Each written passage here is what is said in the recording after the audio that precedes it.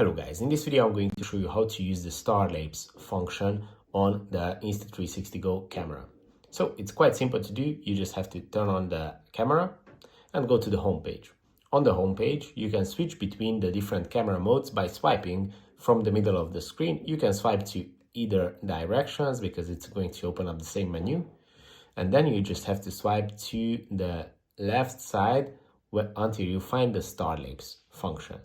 And when you tap on it, it is going to open it up. And to set your details, you can do that by tapping on this icon. And here you can set the timer and the duration of your star lapse.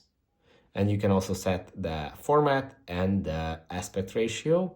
And you can also select between the camera mode to have an ultra wide or a linear camera setup.